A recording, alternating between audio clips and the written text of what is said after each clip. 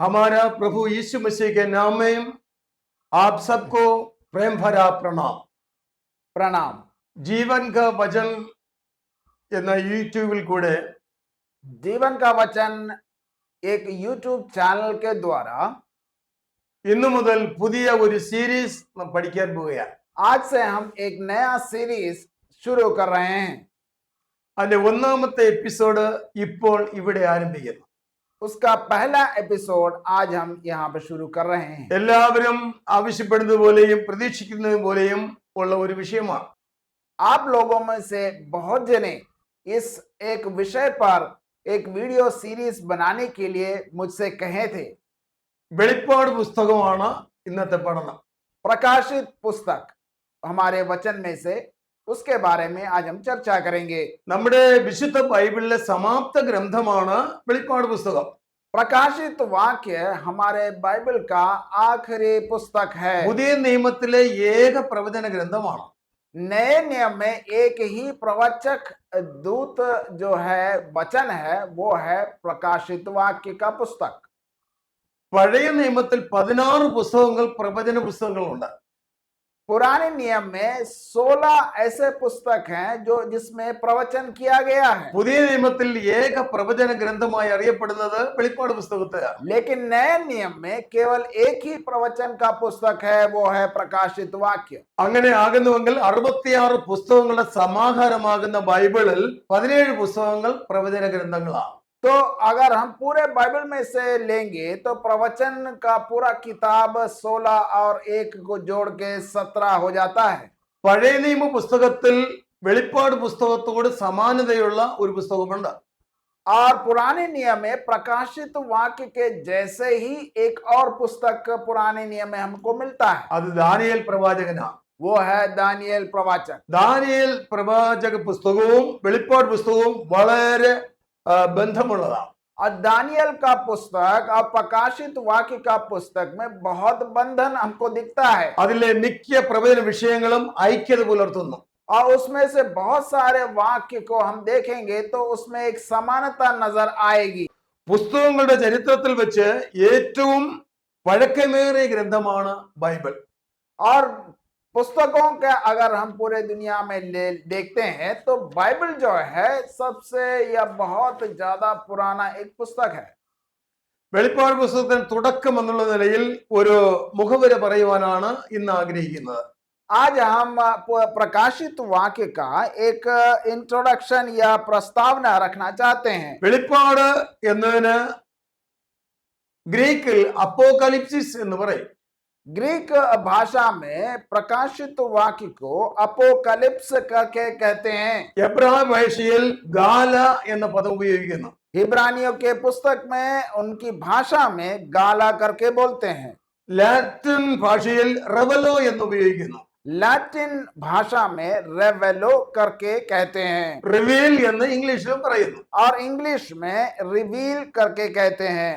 ഒരു പ്രധാനപ്പെട്ട മർമ്മം ഇവിടെ പറയാൻ ആഗ്രഹിക്കുന്നത് एक बहुत इंपॉर्टेंट एक चीज है आपको बताना चाहता हूं. ഉൽപ്പത്തി പുസ്തകം പാദമായും और उत्पत्ति का किताब अगर पैर अगर देखते हैं വെളിപ്പാട് പുസ്തകം ശിരസ്സുമായിട്ട് കണക്കാക്കണം. प्रकाशित वाक्य सिर के रूप में हम देख सकते हैं. വെളിപ്പാട് പുസ്തകത്തിന് ശിരസ്സുമായി ബന്ധത്തിലാണ് ചിന്തിക്കുന്നത്. प्रकाशित वाक्य अगर हम इसका एक रूप में एक जगह दे सकते हैं तो वो है सिर. അപ്പോൾ വെളിപ്പാട് പുസ്തകം ബൈബിളിൽ ഇല്ലായിരുന്നുവെങ്കിൽ ശിരസ്സറ്റ ജഡം പോലെ തോന്നിക്കുമായിരുന്നു. तो इसका मतलब यह है कि अगर प्रकाशित वाक्य अगर बाइबल में ना हो तो एक सिर के बिना एक धड़ रह जाएगा. ബൈബിളിൽ ഒരു പൊൻ കിരീടം ചൂടിയ ഒരു ഗ്രന്ഥം പോലെയാണ് വെളിപ്പാട് പുസ്തകം. और एक प्रकाशित वाक्य को दूसरे एक तरह से अगर हम देखते हैं तो सिर में रखा हुआ एक मुकुट जैसा दिखता है. ഗ്രീക്ക് മൂലഭാഷയിൽ അപ്പോകലിപ്സിസ് എന്നും ഫിനെയോറോസിസ് എന്നും രണ്ട് പദങ്ങൾ ഉപയോഗിക്കുന്നുണ്ട്. और ग्रीक भाषा में अपोकालिप्स और फिलियोस भी कहते हैं. അനാച്ഛാദനം ചെയ്ത് വെളിപ്പെടുത്തി കാണിക്കുക എന്നാണ് അർത്ഥം. उसका मतलब यह है कि एक चीज को खोल के दिखाना. മറ നീക്കി കാണിക്കുക. मतलब जो छुपा हुआ है उसको खोल कर दिखाना। എന്റെ കയ്യിൽ ഒരു കപ്പുണ്ട്, मेरे हाथ में एक कप है, അത് ഞാൻ മറച്ചു വെച്ചിരിക്കുക. मैं उसको अभी छुपा के रखा हूं। അതിനെ മറ നീക്കി കാണിക്കുകയാണ് വെളിപ്പാടിന്റെ മർമ്മം. तो उस जो छुपा के रखा हुआ चीज को मैं हटा देता हूं तो वो दिखलाई पड़ता है। ഈ വെളിപ്പാട് പുസ്തകത്തിൽ प्रकाशित वाक्य का इस पुस्तक में പ്രപഞ്ച സൃഷ്ടിയോടുള്ള ബന്ധത്തിൽ തന്നെ എല്ലാ മർമ്മങ്ങളും പ്രവചനമായി പറഞ്ഞിട്ടുണ്ട്. पूरे सृष्टि का सब कुछ जो शुरुआत से अंत तक होता है, ആകാശഗംഗയുടെ വെളിപ്പാടുണ്ട്, आकाश गंगा का बारे में लिखा ഈ है, പ്രപഞ്ചത്തിന്റെ ഭാവിയെ കുറിച്ചുള്ള വെളിപ്പാടുണ്ട്, हमारे संसार का आगे क्या होगा उसके बारे में लिखा है, യുഗങ്ങളെ കുറിച്ചുള്ള വെളിപ്പാടുണ്ട്, युगान युग के बारे में लिखा हुआ है, ഭരണാധിപന്മാരെ കുറിച്ചും അവരുടെ ഭരണ രീതികളെ കുറിച്ചുള്ള വെളിപ്പാടുണ്ട്, और जो जो सरकारें आते आके चले गए और जो आने वाले हैं उनके बारे में बताया गया है। സമീപ ഭാവിയിൽ കർത്താവ് യേശുക്രിസ്തുവിന്റെ വരവിനെ കുറിച്ചുള്ള വെളിപ്പാടുണ്ട്, जल्द आने वाले हमारे प्रभु यीशु मसीह के दोबारा आगमन के बारे में लिखा हुआ है। ഈ കാലം ഇങ്ങനെ പോയിക്കൊണ്ടിരിക്കുമ്പോൾ जैसे ये युग आगे की ओर चलता जाता है, അവസാനം എന്ത് സംഭവിക്കും എന്നതിനെ കുറിച്ചുള്ള വെളിപ്പാടുണ്ട്. और आखिर में क्या होगा उसके बारे में भी इस प्रकाशित वाक्य के पुस्तक में बताया गया है। നാം കാലിച്ചവിടി നിൽക്കുന്ന ഈ ഭൂമി ഭാവിയിൽ എങ്ങനെയായി തീരുമെന്നുള്ള വെളിപ്പാടുണ്ട്. हम जिस धरती पर पैर रख करके चलते हैं उसका क्या होगा उसके बारे में लिखा है, അതിനുശേഷം പുതിയ ഭൂമിയെ കുറിച്ചുള്ള വെളിപ്പാടുണ്ട്. और उसके बाद एक नया भूमि एक नया आसमान आएगा उसके बारे में भी लिखा है। ലോക അവസാനത്തെ കുറിച്ചുള്ള വെളിപ്പാട്, और ये युग का जो अंत होगा या संसार का अंत होगा उसके बारे में जो भी लिखा है, പുതിയ യെരുശലേം വരുന്നതിനെ കുറിച്ചുള്ള വെളിപ്പാട്, नया जेरूशलेम जो आ रहा है उसके बारे में भी लिखा है, സ്വർഗ സിംഹാസനങ്ങളെ കുറിച്ചുള്ള വെളിപ്പാട്, स्वर्ग के सिंहासन के बारे में भी लिखा है, ജീവജല നദിയെ കുറിച്ചുള്ള വെളിപ്പാട്, जीवन का जल जहां से नदी बहता है उसके बारे में भी लिखा है, ജീവവൃക്ഷങ്ങളെ കുറിച്ചുള്ള വെളിപ്പാട്, जीवन का पेड़ या जीवन का वृक्ष उसके बारे में भी लिखा है, നിത്യത എന്ന മർമ്മത്തിന്റെ വെളിപ്പാട്, अनंत काल जीवन उसके बारे में भी लिखा है। ഇങ്ങനെ അറിയേണ്ടതെല്ലാം വെളിപ്പാട് പുസ്തകത്തിൽ വെളിപ്പെടുത്തിയിരിക്കുന്നു. और जो जो एक मसीह को जानने की जरूरत है उस सब के बारे में प्रकाशित वाक्य का पुस्तक में लिखा है। ഇതെല്ലാം നമ്മൾ വെളിപ്പാട് പുസ്തകത്തിൽ കൂടെ പഠിക്കുകയാണ്. ये सब हम प्रकाशित वाक्य से हम पढ़ सकते हैं। അതിന്റെ തുടക്കം എന്ന ഭാഗത്തിലേക്ക് നമ്മൾ വരുന്നു. तो आज हम उनका पहला अध्याय में जाएंगे। വെളിപ്പാട് പുസ്തകം അതിന്റെ ടൈറ്റിൽ ആരംഭിക്കുന്നത് യേശു ക്രിസ്തുവിന്റെ വെളിപ്പാട് എന്ന നിലയിലാണ്. और अगर हम पहला वाक्य को देखते हैं तो उसमें यीशु मसीह का प्रकाशन के बारे में बताया गया है। ഇംഗ്ലീഷിൽ the revelation of Jesus Christ എന്ന് കൊടുത്തിട്ടുണ്ട്. अंग्रेजी में the revelation of Jesus Christ का शुरू होता है, എന്നാൽ നമ്മൾ ഉപയോഗിക്കുന്ന Malayalam Bible the revelation of John എന്നാണ് ഇംഗ്ലീഷിൽ കാണുന്നത്. लेकिन मलयालम के अगर पुस्तक में अगर देखते हैं तो रेवलेशन ऑफ जॉन करके वहां पे लिखा है। യേശു ക്രിസ്തുവിന്റെ വെളിപ്പാട് എന്നാണ് സാക്ഷാൽ ഇതിന്റെ ടൈറ്റിൽ പറയുവാൻ കഴിയേണ്ടത്. लेकिन अगर हमें इसमें से सत्य क्या है वो अगर समझना है तो उसका मतलब यह है कि प्रभु यीशु मसीह का प्रकाशन। അനേകം ഇംഗ്ലീഷ് വേർഷനിൽ the revelation of Jesus Christ എന്നാണ് ടൈറ്റിൽ കൊടുത്തിട്ടുള്ളത്. अनेक इंग्लिश वर्जन है, सब में the revelation of Jesus Christ करके कहा गया है। അതിന്റെ ഒന്നാം അധ്യായം ഒന്നാം വാക്യത്തിൽ എല്ലാ വേർഷനിലും the revelation of Jesus Christ എന്നാണ് തുടങ്ങുന്നത്. और हर एक पुस्तक का हर एक शुरुआत the revelation of Jesus Christ करके ही शुरू होता है। എന്റെ ഈ കയ്യിലിരിക്കുന്ന പുസ്തകത്തിന്റെ ടൈറ്റിൽ യേശു ക്രിസ്തുവിന്റെ വെളിപ്പാട് എന്നാണ്. अगर ये जो पुस्तक मैंने अपने हाथों से लिखा है इसमें लिखा है प्रभु यीशु मसीह का प्रकाशन। ഇത് 25 വർഷങ്ങൾക്ക് മുമ്പ് ദൈവം നൽകിയ കൃപയ്ക്കൊത്തവണ്ണം പബ്ലിഷ് ചെയ്ത ഒരു പുസ്തകമാണ്. 25 साल पहले प्रभु यीशु मसीह ने मुझे जिस तरह से प्रकाशन दिया उसके हिसाब से मैंने ये पुस्तक की रचना की। ഈ വെളിപ്പാട് പുസ്തകത്തിന് അർഹമായ സാക്ഷാൽ തലക്കെട്ട് എന്ന് പറയുന്നത് യേശു ക്രിസ്തുവിന്റെ വെളിപ്പാട് എന്ന് തന്നെയാണ്. और इस प्रकाशन ये पुस्तक का शीर्षक हमेशा the revelation of Jesus Christ ही कहते हैं। അനേകർക്ക് പഠിക്കുവാനും പഠിപ്പിക്കുവാനും ഇത് പ്രയോജനമായി തീർന്നു. और ये पुस्तक वजह से बहुत जने प्रकाशित वाक्य को पढ़ सके और दूसरों को भी पढ़ाने के लिए उनको साहस मिला। എന്നാൽ കാലങ്ങൾ വളരെ കഴിഞ്ഞു. लेकिन बहुत साल चले गए, ആളുകൾ വെളിപ്പാട് പുസ്തക വ്യാഖ്യാനം എന്ന് മാത്രമേ പറയാറുള്ളൂ. लेकिन लोग प्रकाशित वाक्य का ही प्रकाशन है करके कहने लगे। അതുകൊണ്ട് പിന്നത്തേതിൽ ഇറക്കിയ വെളിപ്പാട് പുസ്തക വ്യാഖ്യാനത്തിന് വെളിപ്പാട് പുസ്തക വ്യാഖ്യാനം എന്ന് തന്നെ ടൈറ്റിൽ കൊടുത്തു. और इसीलिए प्रकाशित वाक्य का प्रकाशन ऐसा करके मैंने एक दूसरा पुस्तक निकाला। വെളിപ്പാട് പുസ്തകത്തിന്റെ സമ്പൂർണമായ പഠനമാണിത്. और ये प्रकाशित वाक्य का पूर्णता समझने के लिए ये पुस्तक मैंने लिखा। ഇത് മുഴുവനും ഈ എപ്പിസോഡിൽ ക്ലാസ് എടുക്കുക എന്നുള്ളത് എളുപ്പമുള്ള കാര്യമല്ല. ये इसका पूरा अगर मैं एक एपिसोड के अंदर खत्म करना चाहूं तो वो नहीं हो पाएगा। ഇത്രയും ബൃഹത്തായ ഗ്രന്ഥങ്ങൾ ഉള്ളപ്പോൾ തന്നെ ചെറിയ ചെറിയ ഗ്രന്ഥങ്ങളും എഴുതുവാൻ ദൈവകൃപ ചെയ്തിട്ടുണ്ട്. और ये सब बहुत ही मोटा किताब ही नहीं, मैं छोटा किताब भी बहुत सारे लिखा हूं। ഇത് ആളുകൾക്ക് കൂടുതൽ പ്രയോജനപ്പെടുത്തുവാൻ കഴിയുന്നുണ്ട്. और ये लोगों को इस पुस्तक से बहुत सहायता मिल रही है। ഇതിന്റെ തുടക്കം എന്നുള്ള നിലയിൽ അതിന്റെ ആദ്യത്തെ സ്റ്റെപ്പിലേക്ക് വരികയാണ്. इसके शुरुआत करने के लिए आज हम पहला वाक्य में जाएंगे।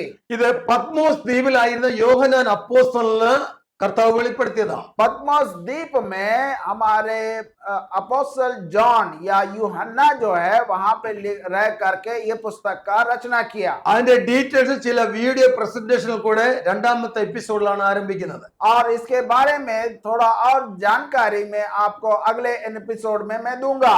AD 95-96 തനിക്ക് ദർശനം ലഭിക്കുന്നത്. AD 95 के समय में पद्मोस द्वीप में यूहन्ना ने प्रकाशित पुस्तक का लेखन रचा।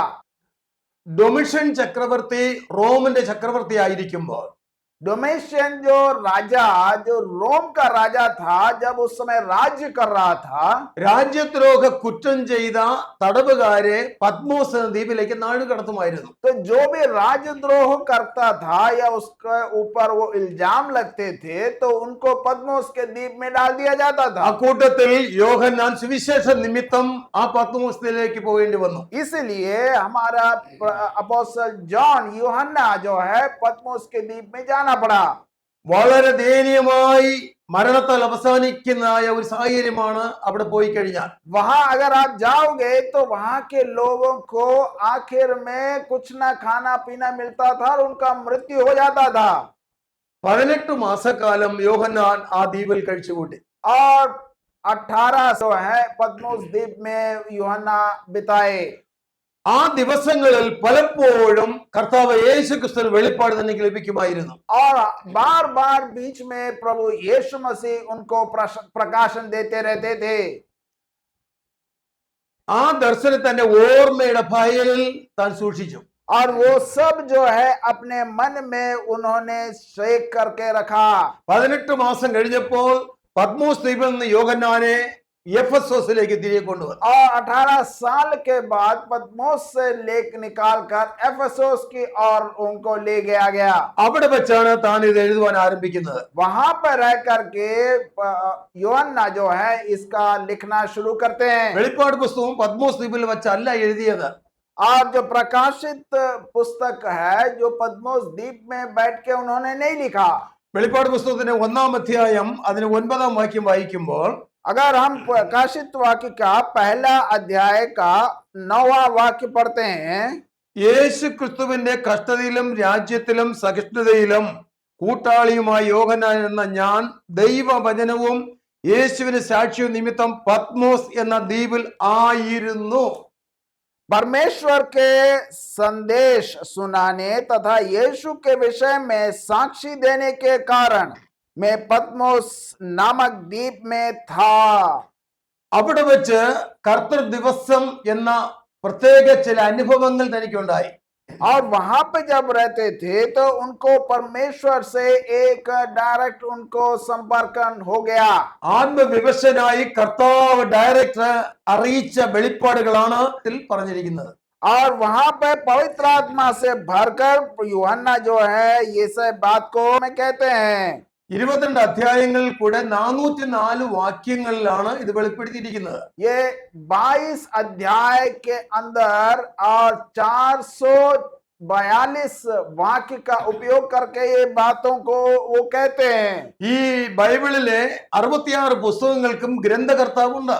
और हम जानते हैं कि 66 जो पुस्तक है होली बाइबल में, इस सब का एक लेखक है। എന്നാൽ വെളിപ്പാട് പുസ്തകത്തിന്റെ ഗ്രന്ഥകർത്താവ് യേശു ക്രിസ്തുവാണ്. लेकिन हमें एक बात को समझना है कि प्रकाशित वाक्य का पुस्तक का लेखन जो है, वो लेखक जो है वो है प्रभु यीशु मसीह। അതിന് തുടക്കത്തിൽ തന്നെ ആധികാരികമായി ഇങ്ങനെ അവിടെ രേഖപ്പെടുത്തിയിട്ടുണ്ട്. और वहां पे शुरुआत में ही वहां पे इस बात को जिक्र किया गया है। യേശു ക്രിസ്തുവിന്റെ വെളിപ്പാട് എന്ന് പറഞ്ഞാൽ തുടങ്ങുന്നത്. शुरुआत ही होता है यह यीशु मसीह का प्रकाशन है। യേശു ക്രിസ്തുവിന്റെ തന്നെ വെളിപ്പാടിനെ കുറിച്ചാണ് ഇവിടെ പറഞ്ഞിരിക്കുന്നത്. यह प्रभु यीशु मसीह का प्रकाशन है करके लिखा है। അത് യോഹന്നാന് ഉണ്ടായി അഥവാ ദർശനത്തിൽ ലഭിച്ചു. और യോഹन्ना जो है उनको इसका दर्शन मिला है। 4-ാം വാക്യം വായിക്കുമ്പോൾ യേശുവിലെ 7 സഭകൾക്കും എഴുതുന്നത് എന്ന് അവിടെ രേഖപ്പെടുത്തിയിട്ടുണ്ട്. चौथा वाक्य में लिखा है कि ये एशिया के 4 जगहों में इसके बारे में भेजा जाता है, संदेश भेजा जाता है। യേശു ക്രിസ്തുവിന്റെ സ്നേഹത്തിന്റെ അപ്പോസ്തലനായ और प्रभु यीशु मसीह का सबसे प्रेमी एक अपोस्तल है यूहन्ना। ആ യോഹന്നാൻ തന്നെയാണ് ഈ പുസ്തകത്തിന്റെ എഴുത്തുകാരൻ.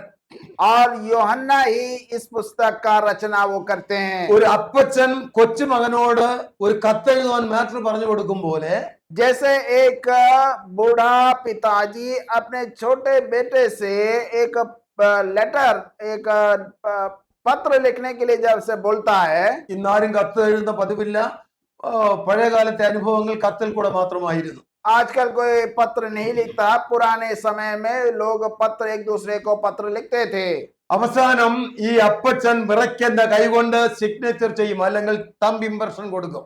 और जो भी लिखते थे आखिरी में ये जो बताने वाले बूढ़े पिताजी हैं, अपने घबराते हुए अपने हाथों से वो या तो सिग्नेचर करते हैं या फिर अपना अंगूठा छाप लगाते हैं। അതേപോലെയാണ് വെളിപ്പാട് പുസ്തകത്തിൽ നമ്മൾ കാണുന്നത്. और उसी तरह से हम जो है प्रकाशित वाक्य को भी देख सकते हैं। ഓരോ കാര്യങ്ങളും യോഹന്നാനെ കാണിക്കുന്നു, പറഞ്ഞു കൊടുക്കുന്നു, അത് എഴുതാൻ പറയുന്നു. और ये एक एक बात जो है യോഹന്നാ को वो बताते हैं और वो लिखते हैं। 1-ാം അധ്യായം 10-11 വാക്യത്തിൽ കർത്തർ ദിവസത്തിൽ ഞാൻ ആത്മവിശുദ്ധനായി നീ കാണുന്നത് ഒരു പുസ്തകത്തിൽ എഴുതുക എന്ന് ഓർഡർ കൊടുക്കുന്നു.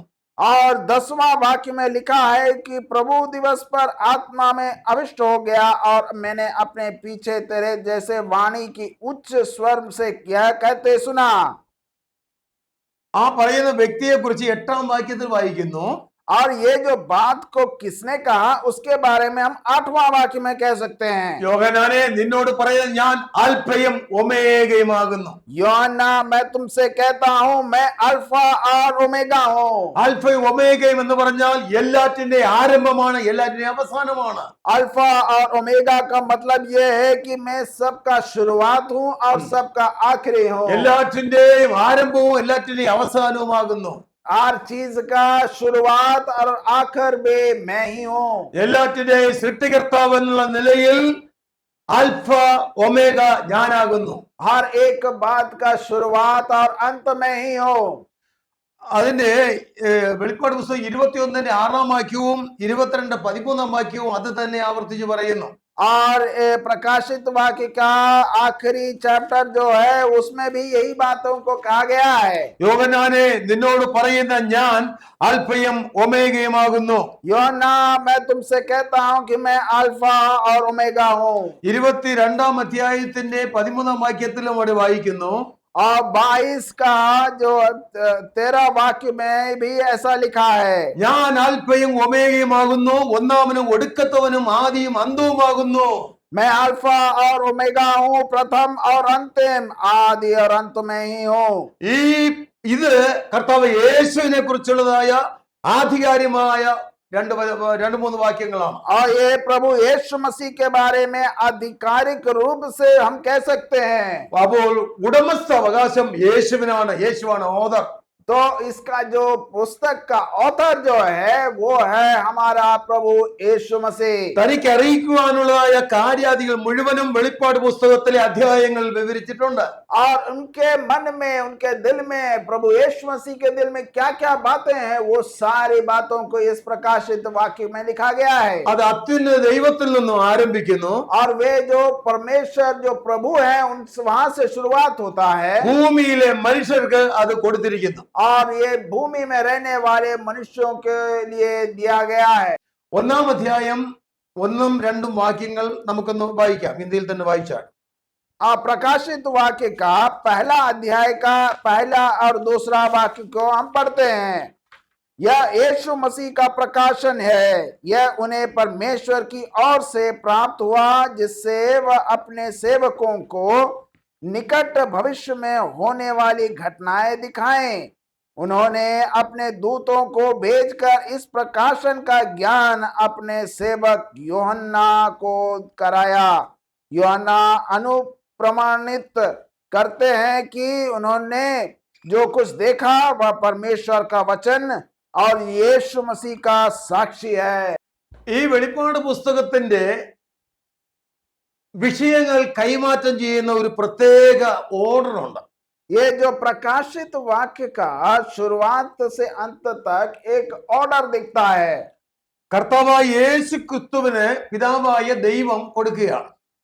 हमारे प्रभु यीशु मसीह को पिता परमेश्वर कुछ बातों को उनको कहते हैं। തന്റെ ദാസന്മാരെ കാണിക്കേണ്ടതിന് എന്ന് പ്രത്യേകം പറഞ്ഞിട്ടുണ്ട്. वहां पे लिखा है कि प्रकाशन की ज्ञान आपके सेवकों को देने के लिए है।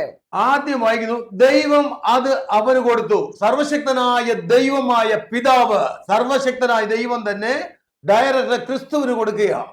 और यह हम देखते हैं पहला वाक्य में कि सर्वशक्तिमान परमेश्वर जो है प्रभु यीशु मसीह को कुछ बातें कहते हैं। യേശു ക്രിസ്തു അത് ദൂതന്റെ കയ്യിൽ കൊടുക്കുന്നു. और दूसरी बात क्या है, प्रभु यीशु मसीह उस बातों को कुछ दूत गणों को देते हैं। ദൂതൻ എന്ന് അവിടെ വിശേഷിപ്പിച്ചിരിക്കുന്നത് പ്രത്യേകിച്ച് ഗബ്രിയേൽ ദൂതനെ ആയിരിക്കാം. और ये दूत गण को जिसके बारे में हम बात करते हैं तो वो गब्रिएल दूत होना चाहिए। ദൂതൻ അത് പത്മോസായിരുന്നു യോഹന്നാനെ ഏൽപ്പിച്ചു. और दूत जो है वो पत्मोस में जो यूहन्ना बैठा था उनको जाकर के देते हैं। യോഹന്നാൻ അത് ഏഷ്യാമിലെ 7 സഭകൾക്കും കൊടുത്തു. और ये यूहन्ना जो है एशिया माइनर में रहने वाले 7 कलीसियाओं को ये बात को देते हैं। സഭയ്ക്ക് കൊടുത്തു എന്ന് പറഞ്ഞാൽ കർത്താവായ യേശുവിന്റെ ബോഡിയാണ് സഭ. और हम जानते हैं कि हमारे प्रभु यीशु मसीह का शरीर है उनकी कलीसिया। ലോകവ്യാപകമായ സാർവത്രിക സഭകൾക്ക് കൊടുത്ത ദൂതാണ് വെളിപ്പാട്. और ये पूरे दुनिया के लिए सबके लिए दिया गया हुआ है यह प्रकाशित वाक्य का पुस्तक। അപ്പൊ അതിന്റെ ഓർഡർ വളരെ മനോഹരമായിരിക്കുന്നു. तो इसका जो लिखने का रीति है वो बहुत ही सुंदर और मनोहर है। സ്വർഗത്തിലെ അത്യുന്നതനായ ദൈവത്തിൽ നിന്നും ആരംഭിക്കുന്നു. और ये शुरुआत होता है हमारे पिता परमेश्वर से। ആ ദർശനം ക്രിസ്തുവിന് കൈമാറുന്നു. और वो अपने पुत्र यीशु मसीह पर आते हैं। ക്രിസ്തു ദൂതന് കൈമാറുന്നു. और प्रभु यीशु मसीह वो दूत को देते हैं। ദൂതൻ അപ്പോസ്തലനായ യോഹന്നാന് കൈമാറുന്നു. और दूत जो है हमारे यूहन्ना को देते हैं।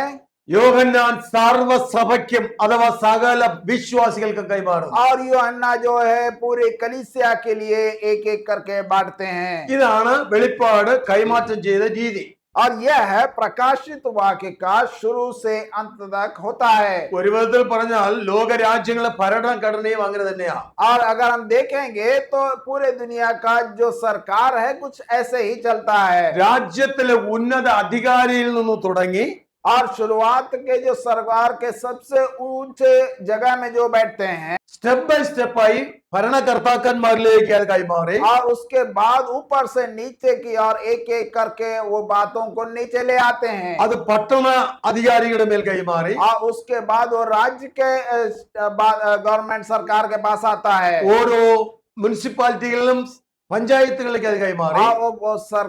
राज्य के सरकार से वो पंचायत तक आता है ഓരോ ലോക്കൽ വ്യക്തികൾക്കും അത് കൈമാറുന്നു. और वो एक एक गांव और बस्तर में और आप पहुंचता है ഇതിന്റെ എല്ലാറ്റിനെയും സാക്ഷാൽ ഓർഡർ ദൈവത്തിൽ നിന്നുള്ളതാണ്. और ये सब का शुरुआत परमेश्वर से होता है ഉന്നതന്മാർക്ക് മീതെ ഒരു ഉന്നതനുണ്ട്. और हर एक प्रभु के ऊपर एक प्रभु है ഈ ലോകത്തിലെ സകല ഉന്നതന്മാർക്ക് മീതെ അത്യുന്നതനായ ഒരു ദൈവവുമുണ്ട്. और सब ऊंचे प्रभु के ऊपर एक सबसे महान परमेश्वर है ലോകഗതികളെ നിയന്ത്രിക്കുന്നവൻ അത്യുന്നതനായ മഹാദൈവമാണ്. और सारे संसार को चलाने वाला हमारा पिता परमेश्वर है ആ ഓർഡറാണ് നമ്മൾ ഇനി പഠിക്കാൻ പോകുന്നത്. और उसका ऑर्डर जो है आज हम सीखने जा रहे हैं നാം പറഞ്ഞു തുടങ്ങിയത് ഈ പുസ്തകത്തിന്റെ ഗ്രന്ഥകർത്താവ് യേശു എന്നാണ്. और हमने शुरुआत किया कह के ये बताया कि प्रकाशित वाक्य का आधार या इसका लेखक जो है वो है प्रभु यीशु मसीह അതുകൊണ്ട് തന്നെ ഈ പുസ്തകം മനുഷ്യർക്ക് തോന്നിയതുപോലെ വ്യാഖ്യാനിക്കുവാനോ വിഭജിക്കുവാനോ അനുവാദം കൊടുത്തിട്ടില്ല. लेकिन इसी के लिए हमें इस पुस्तक के बारे में ज्यादा अच्छा गहन अध्ययन करना बहुत जरूरी है और अपने मन कदन कहानी नहीं बना सकते ഇതിന്റെ ഗ്രന്ഥകർത്താവ് ഈ പുസ്തകത്തെ പ്രധാനമായി മൂന്നായി വിഭജിച്ചിട്ടുണ്ട്. और प्रभु यीशु मसीह इस पुस्तक को 3 भागों में बांटे हैं ഇവിടെ വിഭജിച്ചിരിക്കുന്ന രീതി 1:19 വാക്യത്തിൽ വായിക്കുന്നു. और जो इस पूरे पुस्तक प्रकाशित वाक्य को 3 भाग में बांटा गया है और उसके बारे में उसका जिक्र 19 वाक्य में कहा गया है നീ കണ്ടതും ഇപ്പോൾ ഉള്ളതും ഇനി സംഭവിക്കുവാനിരിക്കുന്നതും എന്ന 3 വിഭജനമാണ്. इसलिए तुमने जो कुछ देखा जो अभी है और जो बाद में होने वाला है वह सब लिखो 22 അധ്യായങ്ങളെ 3ആയി വിഭജിച്ചിട്ടുണ്ട്. और 22 अध्याय को ये 3 भागों में बांटा गया है ഒന്നാമത്തെ വിഭജനം നീ കണ്ടത് അത് കർത്താവ് യേശുവിനെയാണ്. और पहला भाग ये है तुमने क्या देखा वो है प्रभु यीशु मसीह അത് 1-ാം അധ്യായത്തിൽ വിവരിച്ചിട്ടുണ്ട്. और वो पहला अध्याय में लिखा गया है 2-ാം അധ്യായം ഇപ്പോഴുള്ളത് എന്ന 2-ാം വിഭജനമാണ്. और दूसरा अध्याय से अभी क्या है उसके बारे में बताया गया है അത് വെളിപ്പാട് പുസ്തകം 2-ഉം 3-ഉം അധ്യായങ്ങളാണ്. और वो 2 और 3 उसमें अध्याय में लिखा गया है 3-ാം വിഭജനം 4-ാം അധ്യായം മുതൽ 22 അധ്യായങ്ങൾ വരെയുമാണ്. और आने वाला कल या उसके भाग में वो 4था अध्याय से 22 अध्याय तक लिखा गया है അപ്പോൾ 22 അധ്യായങ്ങളിൽ 4 മുതൽ 22 അധ്യായങ്ങൾ മുഴുവനും ഭാവിയിൽ സംഭവിക്കുവാനുള്ള കാര്യങ്ങളാണ് പറഞ്ഞിരിക്കുന്നത്. और इसलिए यह बात समझना जरूरी है कि 4 से 22 तक जो अध्ययन करना है वो सारे चैप्टर्स जो हैं आने वाले कल के बारे में बताया गया है അതിൽ പറഞ്ഞിരിക്കുന്ന കാര്യങ്ങളൊന്നും ഇതുവരെയും നടപ്പിലായിട്ടില്ല. और उसमें लिखा गया कुछ भी आज तक वो हुआ नहीं है അത് മുഴുവനും നടക്കുവാനുള്ളതാണ്. वो सब आने वाले कल में होने वाला है അത് മേലാൽ സംഭവിക്കാനുള്ളത് എന്ന വിഭജനത്തിലേക്ക് വരുന്നു. और वो आने वाले कल में होने वाली बातें हैं അതിൽ പ്രധാനമായി സംഭവിക്കേണ്ടത് കർത്താവ് യേശുവിന്റെ വരവാണ്. और उसमें सबसे इम्पोर्टेंट बात यह है हमारे प्रभु यीशु मसीह का आगमन അടുത്ത സ്റ്റെപ്പ് ഭൂമിയിൽ 7 വർഷത്തെ കട്ടകാലം എന്ന മഹാപീഡനകാലമാണ്. और उसके बाद 7 साल का बहुत ही कष्ट का एक साल आएगा അത് 6 മുതൽ 18 വരെയുള്ള അധ്യായങ്ങളിൽ അവസാനിക്കും. और वो 6 से लेके 18 अध्याय में लिखा गया है 19-ാം അധ്യായം എന്ന് പറയുന്നത് യേശുക്രിസ്തുവിന്റെ മഹത്വ പ്രത്യക്ഷതയാണ്. और 19वां अध्याय में हमारे प्रभु यीशु मसीह का दोबारा आगमन के बारे में लिखा गया है യേശുക്രിസ്തുവിന്റെ രാജഭരണം ആരംഭിക്കുന്നതിനെ കുറിച്ചുള്ള വിവരണമാണ്. और हमारे प्रभु यीशु मसीह का राज्य करेंगे उसके बारे में लिखा गया है 20-ാം അധ്യായത്തിൽ വരുമ്പോൾ ഭൂമി കത്തിയഴിയുന്നു, പിന്നെ ഒരു പുതിയ ഭൂമി വെളിപ്പെടുന്നു. और 20वां अध्याय में हम देखते हैं कि हमारा धरती पूरी तरह जल जाता है और एक नया धरती आ जाता है ഇതിനിടയിൽ അന്ത്യ ന്യായവിധി എന്ന് പറയുന്ന ഒരു സംഭവം നടക്കേണ്ടതായിട്ടുണ്ട്. और इसके बाद एक अंत में एक न्याय होना है इसके बारे में भी लिखा है അത് 21-ാം അധ്യായത്തിൽ വരുമ്പോൾ പുതിയ ആകാശവും പുതിയ ഭൂമിയും പുതിയ യെരുശലേമും വെളിപ്പെടുന്ന വിവരണങ്ങളാണ്. और 21 अध्याय में जब हम आते हैं तो एक नया स्वर्ग, नया आकाश, एक नया भूमि वहां पे हम देखने को मिलता है. 22 അധ്യായത്തിൽ നിത്യത എന്ന അതിപ്രധാനപ്പെട്ട പാർട്ടിലേക്ക് നീങ്ങുന്നു. और उसके बाद में अनंत काल के बारे में हम सीखते हैं. ഇത്രയും കാര്യങ്ങൾ മേലാൽ സംഭവിക്കുവാനുള്ള കാര്യങ്ങളാണ്. ये सब बातें आने वाले कल में होने वाली बातें എന്നാൽ हैं. ഇപ്പോൾ നമ്മൾ ആയിരിക്കുന്നത് 2-3 അധ്യായത്തിന്റെ ഇടയിലാണ്. और हम 2 और 3 अध्याय में जो लिखा है वही आजकल हो रहा है. 2-3 അധ്യായം എന്ന് പറയുന്നത് സഭാചരിത്രമാണ്. और 2 और 3 जो में लिखा है उसका वो कलीसिया के बारे में लिखा है. ഭൂമിയിലെ സാർവത്രിക സഭകളെ കുറിച്ചുള്ള വിവരണവും അതിന്റെ അന്ത്യവുമാണ്. और ये सारे भूमि में जितने कलीसियाएं हैं वो सब के बारे में लिखा है. വീണ്ടും പുറകിലോട്ട് വരുമ്പോൾ 1-ാം അധ്യായത്തിൽ ദൈവിക പ്രതാപത്തോടുകൂടി വെളിപ്പെട്ട ക്രിസ്തുവിനെയാണ് അവിടെ വർണ്ണിച്ചിരിക്കുന്നത്. और उसके बाद हमारे प्रभु यीशु मसीह पूरे प्रकाशन के साथ आते हैं, उसके बारे में लिखा है. ആ തേജോമയനായ കർത്താവ് പറയുന്നു, वो तेजोमय प्रभु हमसे इस तरह कहते हैं. 1-ാം അധ്യായത്തിന്റെ 3-ാം വാക്യം, पहला अध्याय का 3रा पद. ഈ പ്രവചനത്തിന്റെ വാക്കുകളെ വായിച്ച് കേൾപ്പിക്കുന്നവനും കേൾക്കുന്നവരും അതിൽ എഴുതിയിരിക്കുന്നവരും പ്രമാണിക്കുന്നവരും ഭാഗ്യവാന്മാർ, സമയമെടുത്തിരിക്കുന്നു. धन्य है वह जो इस नबूवत को पढ़कर सुनाता है, और धन्य है वे जो इसके शब्द सुनते हैं और इसमें लिखी हुई बातों का ध्यान रखते हैं. നമ്മുടെ കരുണാസമ്പന്നനായ കർത്താവ് തന്നെ പറയുകയാണ്, हमारे करुणामय प्रभु यीशु मसीह कहते हैं. ഈ ബൈബിളിലെ വചനങ്ങൾ വായിക്കുന്നവൻ ഭാഗ്യവാൻ. और ये बाइबल के वचन को जो पढ़ता है वो धन्य है. അത് വായിച്ച് കേൾപ്പിക്കുന്നവൻ ഭാഗ്യവാൻ. और जो पढ़कर दूसरों को सुनाता है അത് वो धन्य है. അത് കേട്ട് അനുസരിക്കുന്നവരും ഭാഗ്യവാന്മാരാണ്. और जो सुनकर उसका अनुसरण करता है वो भी धन्य है. 3 വിധ ഭാഗ്യ വർണ്ണനയോടുകൂടി ആരംഭിക്കുന്ന ഏക പുസ്തകമാണ് വെളിപ്പാട് പുസ്തകം. 3 तरह का धन्य धन्य धन्य कह के शुरुआत करने वाला एक पुस्तक है प्रकाशित वाक्य पुस्तक. അവിടെ വ്യക്തമായി പറഞ്ഞിരിക്കുന്നു, वहां पे व्यक्ति रूप से कहा गया है വായിക്കുന്നവന് ഗ്രഹിക്കുവാൻ കഴിയും, पढ़ने वाला वो समझ सकता है, കേൾക്കുന്നവന് അത് ഗ്രഹിക്കുവാൻ കഴിയും, सुनने वाला समझ सकता है, അവർക്ക് അനുസരിക്കുവാൻ കഴിയും. और वो अपने अनुसरण भी कर सकता है. ദൈവം നൽകിയ സകല വാഗ്ദത്ത അനുഗ്രഹങ്ങളും प्रभु जो भी हमें प्रकाशित वाक्य कहे हैं, സകല മനുഷ്യരും പ്രാപിച്ച് അനുഗ്രഹിക്കപ്പെടുവാൻ ദൈവം ആഗ്രഹിക്കുന്നു. सारे मनुष्य इसको सुनकर से धन्य बन जाए, वो ऐसा चाहते हैं. ഇതാണ് യേശു ക്രിസ്തുവിന്റെ വെളിപ്പാട് എന്ന് പറഞ്ഞു തുടങ്ങിയ വെളിപ്പാട് പുസ്തകത്തിലെ മർമ്മം. यह है प्रभु यीशु मसीह का प्रकाशन, यहाँ ऐसा शुरुआत होता है. വാക്യം പ്രതിവാക്യമായി നമ്മൾ അടുത്ത പഠനം തുടരുകയാണ്. और वाक्य और आने वाले वाक्य के बारे में एक एक करके हम पढ़ेंगे. ഓരോ വാക്യങ്ങളും പ്രത്യേകമായി തന്നെ വായിച്ച് അധികം വിശദീകരിക്കാതെ ഗ്രഹിക്കുവാൻ തക്കവണ്ണമുള്ള നിലയിൽ പഠനം തുടരുവാൻ ആഗ്രഹിക്കുന്നു. और इस तरह से एक एक करके हम आगे की और हम पढ़ सकते हैं और समझ सकते हैं. ഒരു കാര്യം കൂടെ ശ്രദ്ധിക്കുക, एक और बात आपको ध्यान देने की जरूरत है. സംശയങ്ങൾ ഉണ്ടാകുന്നത് കമന്റ് ബോക്സിൽ നിങ്ങൾ കൊടുത്തു കഴിഞ്ഞാൽ അതിന് മറുപടി ലഭിക്കും. और अगर आपको कोई भी सवाल आते हैं तो कमेंट बॉक्स में लिखना ना भूलिएगा, हम उसका जवाब देंगे. നോർത്ത് ഇന്ത്യയിലെ ഹിന്ദി മിഷന്മാരായ സഹോദരങ്ങൾക്ക് കൂടെ പ്രയോജനമാകത്തക്കവണ്ണം ഹിന്ദിയിൽ ട്രാൻസ്ലേറ്റ് ചെയ്തുകൊണ്ടിരിക്കുന്നതുകൊണ്ട് സമയം നമുക്ക് വളരെ കുറവാണ്. और इसीलिए नॉर्थ इंडिया में रहने वाले हमारे हिंदी भाई बहनों के लिए ये हम बना रहे हैं, और ये आपके लिए है और आप इसको समझना जरूरी है, इसलिए हम बना रहे हैं. നിശ്ചയമായിട്ടും 2ാമത്തെ എപ്പിസോഡിൽ നിങ്ങൾ അത് കാണുവാനും കേൾക്കുവാനും ശ്രദ്ധിക്കുക. ദൈവം അനുഗ്രഹിക്കുമാറാകട്ടെ. दूसरा आने वाला एपिसोड में हम बहुत ही नई बातों को हम कहेंगे, आप उसको देखना ना भूलिएगा. അവിടെ നമ്മൾ ആരംഭിക്കുന്നു.